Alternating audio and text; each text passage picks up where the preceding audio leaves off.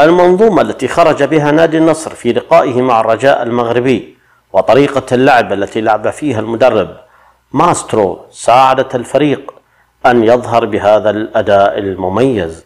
حديث مع الكابتن حسين الجمعان.